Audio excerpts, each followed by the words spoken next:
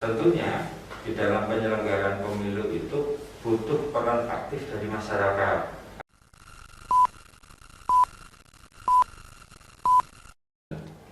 Assalamualaikum warahmatullahi wabarakatuh. Selamat pagi teman pemilih, apa kabarnya hari ini? Semoga kalian diberkati kesehatan dan keselamatan dimanapun kalian berada.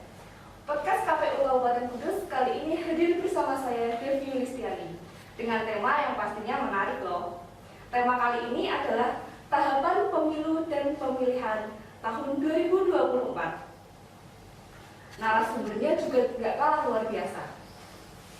Nggak usah pakai lama, mari kita sambut narasumber kali ini adalah anggota KPU Kabupaten Kudus, Divisi Hukum dan Pengawasan Bapak Cahyo Maryadi. Halo, Assalamualaikum warahmatullahi wabarakatuh, sahabat pemilih. Semoga kita semua senantiasa mendapatkan perlindungan dari Allah Subhanahu wa Ta'ala, dan semoga kita senantiasa diberikan kesehatan, dan mari kita berdoa sejenak agar COVID segera usai sehingga kita bisa melaksanakan kegiatan sebagaimana mestinya.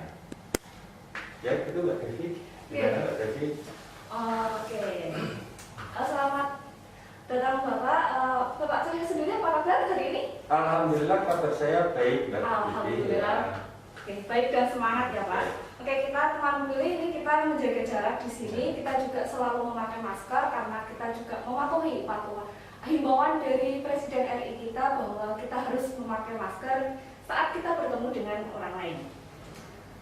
Oke, baik Pak. Ini kan kita sudah menjelang, walaupun mungkin masih lama, tapi secara tahapan mungkin kita sudah dekat dengan tahapan pemilu dan pemilihan di tahun 2024. Teman pemilih juga pasti akan bertanya-tanya ya Pak.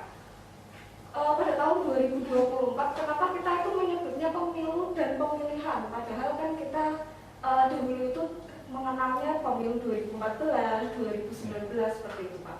Mungkin bisa dijelaskan sedikit? Ya, jadi pemilu 2024 itu saya jelaskan ada dua pesta demokrasi. Yang pertama adalah pemilu, dan yang kedua adalah pemilihan kepala daerah. Kepala daerah itu bisa pemilihan gubernur dan wakil gubernur, bisa pemilihan bupati dan wakil bupati, dan bisa wali kota dan wali kota.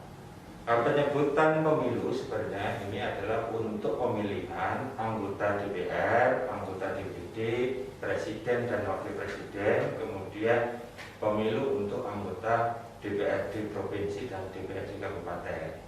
Sedangkan untuk pemilihan, sebagaimana yang saya sampaikan tadi, bahwa pemilihan itu sebenarnya untuk memilih wakil rakyat terkait dengan kepala daerah, kiranya itu. Jadi perkembangan pemilu dan pemilihan ini sebenarnya kalau zaman dulu itu pemilihan namanya pemilu kada, jadi pemilihan umum kepala daerah, kemudian dirubah menjadi pemilihan untuk pemilihan gubernur dan wakil gubernur, pemilihan bupati dan wakil bupati, serta pemilihan wali kota dan wakil wali kota.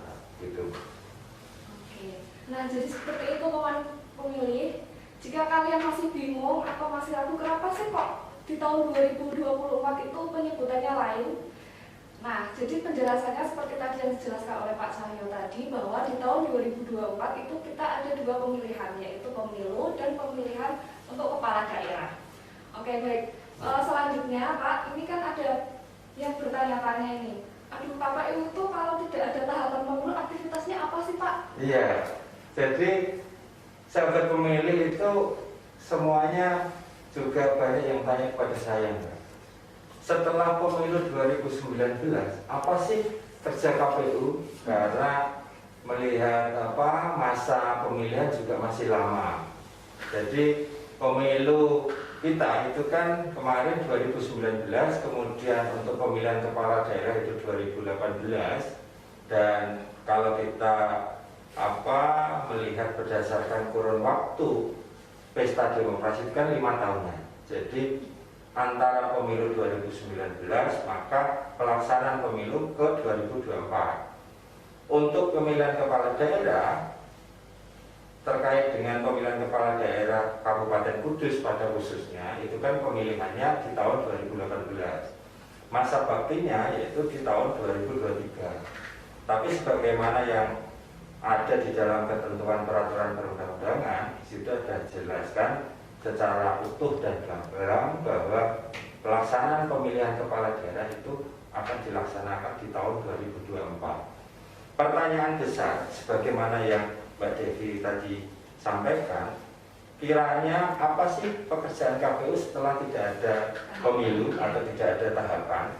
Tentunya sebagai penyelenggara itu memiliki memiliki kewajiban untuk melaksanakan pemilu itu agar dapat terlaksana dengan baik, profesional dan berintegritas.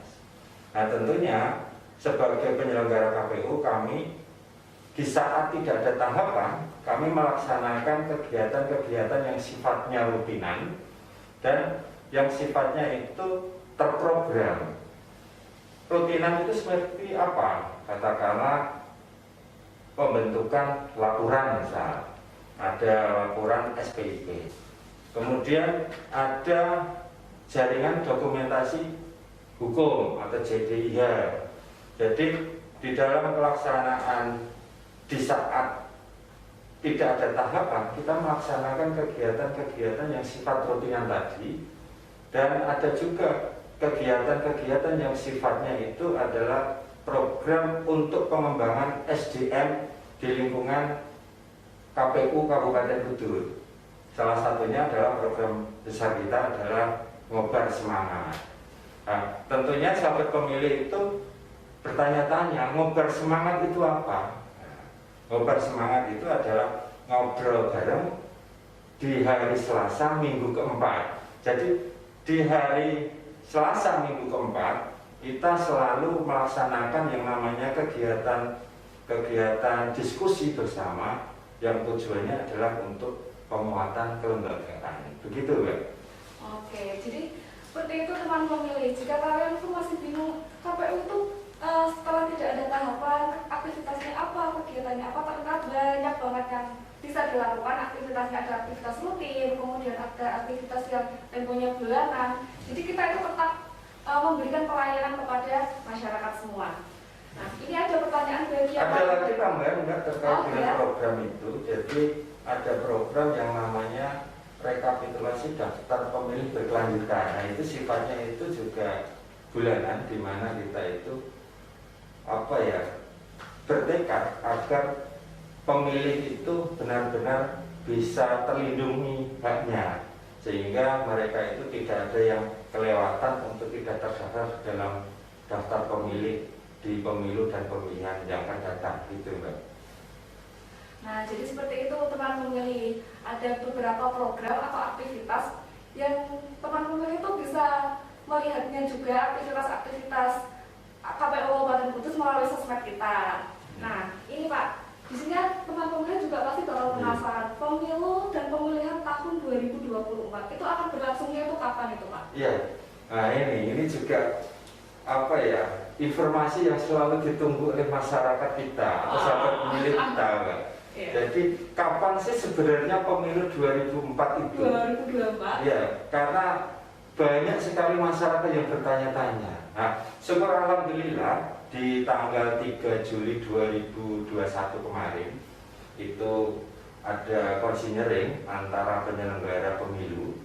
Penyelenggara pemilu itu kan terdiri dari KPU, Bawaslu dan DKPP bersama dengan pemerintah dan DPR RI itu memutuskan bahwa pelaksanaan pemilu untuk tahun 2024 itu jatuh di bulan Februari tahun 2024.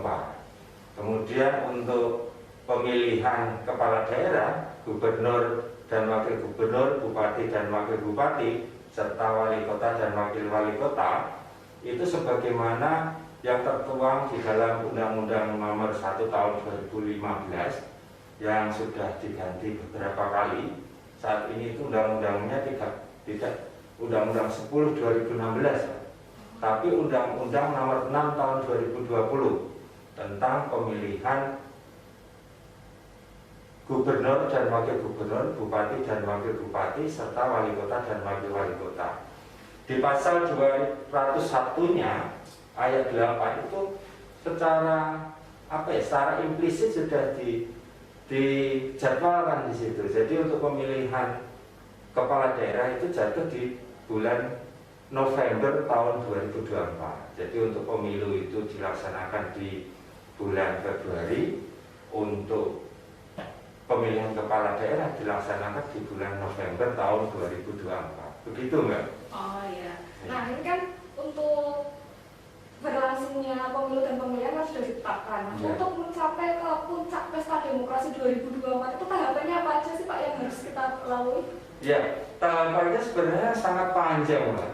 Jadi tahapannya itu mulai dari perencanaan program dan anggaran, kemudian penyusunan peraturan KPU, kemudian pemutahiran data pemilih dan penyusunan daftar pemilih, lanjut sampai pada pencalonan hingga masa kampanye.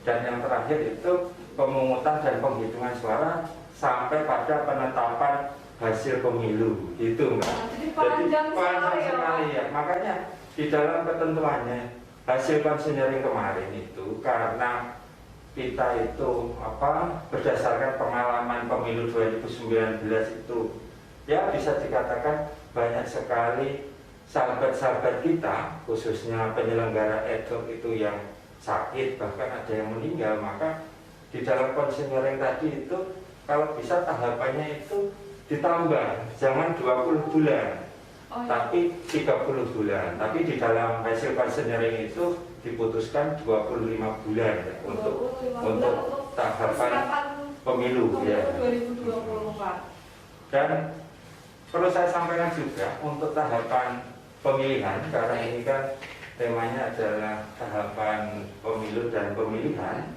Tema tahapan untuk pemilihan itu sendiri tidak jauh beda dengan tahapan pemilihan tahun 2018, yaitu yang terdiri dari perencanaan program dan anggaran, kemudian pembentukan badan ad hoc penyelenggara, sampai pada pemungutan dan penghitungan suara. Jadi tahapannya sangat panjang, Pak. Bisa mencapai berapa bulan ya? 15 bulan lah untuk pemilihan itu.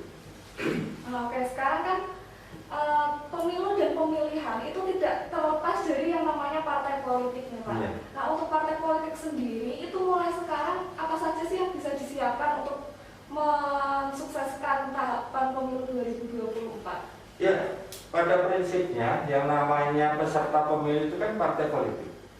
Jadi tentunya di dalam pemilu itu pesertanya adalah partai politik.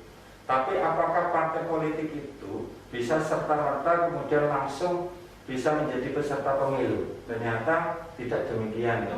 Jadi partai politik itu untuk bisa menjadi peserta pemilu, partai politik tersebut harus mendaftarkan diri ke KPU, gitu. Jadi syaratnya adalah mendaftarkan diri ke KPU. Nah, adapun syarat-syaratnya untuk partai politik agar bisa menjadi peserta pemilu, yang pertama tentunya partai politik tersebut harus berbadan hukum, ya. Kemudian memiliki kepengurusan di semua provinsi, ya kan? Kemudian memiliki kepengurusan di 75 kabupaten kota, kepengurusan di kabupaten kota 75, Pak. Kemudian ada kepengurusan 50% yang tersebar di kecamatan di masing-masing kabupaten kota, serta yang terpenting lagi itu adalah keterwakilan perempuan 30%, ya. Di samping hal itu tentunya partai politik harus menyiapkan yang namanya anggota, karena anggota ini yang namanya organisasi kan pasti ada anggota. Di dalam ketentuan peraturan perundang-undangan terkait dengan pemilu, jumlah minimum anggota itu adalah 1000 atau 1/1000 ya. Jadi iya 1000 atau 1/1000. Nah, itu harus dibuktikan, jangan hanya bahasanya itu jangan hanya ngeklaim bahwa dia memiliki anggota, tapi harus dibuktikan. Ya. Dibuktikan dengan apa? dibuktikan dengan kartu anggota dan KTP tentunya itu, Mbak. Oh ya, ternyata untuk menjadi peserta partai politik itu juga harus melewati tahapan yang panjang sekali, Iya, ya, Pak. panjang sekali. Di samping anggota juga harus punya kantor. Jadi jangan sampai partai politik itu ada tapi tidak memiliki kantor. Jadi kantor ini juga menjadi syarat di dalam ketentuan partai politik agar bisa menjadi peserta pemilu. Gitu, kan? Jadi dari KPU sendiri untuk membuktikan bahwa partai politik tersebut itu punya kantor, kemudian keanggotaannya lengkap, itu seperti apa, Pak? Ya, tentunya di pelaksanaan nanti ada verifikasi faktual namanya, Mbak. Jadi partai politik akan memberikan data kepada KPU terkait dengan anggota-anggotanya dan alamat kantornya. Di saat verifikasi faktual nanti, KPU akan melakukan ibaratnya itu verifikasi secara langsung terhadap anggota yang tertera di dalam kepengurusan tadi. Oh ya, untuk KPU sendiri punya pengalaman nggak sih Pak ketika verifikasi kemudian tidak menemukan kantor atau mungkin keanggotaannya kurang atau seperti itu? Apa sampai sekarang lancar-lancar saja Pak? Sampai saat ini lancar-lancar saja Pak. Syukur alhamdulillah partai politik di Kabupaten Kudus itu ya berjalan dengan baik, ya kan? Dan ini juga saya pikir kesadaran warga masyarakat Kudus tentunya sebagai bentuk kepedulian terhadap partainya. Jadi gitu Mbak. Saya berdasarkan pengalaman yang terdahulu itu tidak ada kendala dalam pelaksanaan. Jadi sampai sekarang masih lancar-lancar saja. Masih lancar-lancar saja, dan saya harapkan saya itu di pemilu 2024 nanti partai politik juga akan demikian lancarnya gitu. Jadi partai politik di tingkat kabupaten itu tentunya harus menyiapkan kepengurusan, dibuktikan dengan SK kepengurusan, ya kan, yang masih berlaku atau yang berlaku hingga pemilu itu berakhir. Kemudian bisa menyertakan bukti keanggotaan partai politik dan disertai dengan KTP. Dan yang terpenting jangan sampai partai politik kita itu tidak memiliki kantor, gitu ya. Itu. Tadi kan Pak Samyo menyebutkan badan ad hoc. Nah, mungkin teman pemilih yang saat ini baru pertama kali masuk usia 17 tahun, baru pertama kali mengerti pemilu, badan ad hoc sendiri itu apa Pak? Mungkin bisa dijelaskan sedikit sih. Badan ad hoc penyelenggara itu adalah badan penyelenggara yang dibuat sifatnya sementara di saat tahapan itu berlangsung. Badan ad hoc itu bisa di tingkat kecamatan yang disebut sebagai PPK, dan untuk tingkat desa disebut PPS, di tingkat TPS itu namanya KPPS, Mbak. Jadi badan ad hoc itu ada 3, yaitu PPK, kemudian PPS, dan KPPS itu, Mbak. Oke, jadi itu yang namanya badan ad hoc teman pemilih. Nah, itu kan badan ad hoc itu mungkin bisa perekrutannya itu sudah mulai bisa dilakukan mulai kapan itu Pak? Dan syarat-syaratnya atau siapa saja sih yang bisa masuk ke badan ad hoc itu? Ya, berdasarkan jadwal tahapan yang telah disusun KPU, tentu tahapan perekrutan badan ad hoc ini masuk di dalamnya, yaitu akan dilaksanakan di bulan Januari untuk masa kerjanya. Dan untuk untuk penyelenggara ad hoc di pemilihan itu akan dilaksanakan sekitar bulan Mei. Gitu. Sekitar bulan Mei. Nah, untuk persyaratannya sendiri Pak, ketika kita ingin mendaftar menjadi badan ad hoc itu apa saja yang harus kita persiapkan? Ya, yang pertama tentunya karena ini pesta demokrasi bangsa Indonesia ya, Negara Kesatuan Republik Indonesia, tentunya badan ad hoc ini adalah warga negara Indonesia. Harus warga negara Indonesia. Warga negara Indonesia. Kemudian usianya itu tidak kurang dari 17 tahun, ya kan? Yang tidak kalah penting adalah setia kepada dasar negara kita, yaitu setia kepada Pancasila. Ya. Yang ketiga tentu harus memiliki sifat jujur dan adil. Kalau penyelenggara itu tidak memiliki sifat jujur dan adil, repot, Mbak. Maka di dalam ketentuannya itu disebutkan bahwa penyelenggara ad hoc itu harus jujur dan adil itu. Nah, kemudian tidak terlibat atau tidak masuk di dalam partai politik. Karena kalau masuk di partai politik, independensinya akan terpengaruhi gitu ya. Itu, Mbak. Ya, kemudian untuk selain itu nih Pak, ketika kita kan di badan ad hoc sendiri itu ada masa jabatan, misalkan di pemilu kemarin sudah terdaftar, kemudian di pemilu ini ingin mendaftar lagi, apa bisa atau seperti apa ini Pak? Ya, sebenarnya bisa Mbak, tapi di dalam ketentuannya itu tidak lebih dari 2 periode. Oh, periodenya juga ya, ada periodisasi. Jadi kalau ada penyelenggara ad hoc yang sudah 2 periode, tentunya tidak diizinkan untuk mengikuti atau mendaftar sebagai penyelenggara ad hoc. Beda lagi kalau misal ada penyelenggara ad hoc yang sudah 2 periode di tingkat desa tadi yang saya sebutkan PPS, kemudian naik jenjang ke tingkat kecamatan, itu diperkenankan. Jadi kalau masih setara itu tidak diperkenankan. Kalau misalkan bisa naik tingkat, bisa. Ya, diperkenankan. Nah, begitu juga dengan PPK atau penyelenggara di tingkat kecamatan, itu sama. Jadi kalau sudah 2 periode, jangan mendaftar lagi di PPK, tapi daftarnya harus di KPU.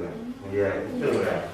Oh ya, ini untuk perekrutannya sendiri nih Pak, ini modelnya seperti apa sih Pak? Apakah ada tesnya juga atau yang mengurus semua itu dari KPU ataukah dari pertingkatan badan ad hoc itu sendiri? Ya, kalau perekrutan ini sebenarnya adalah kewenangan KPU, Mbak.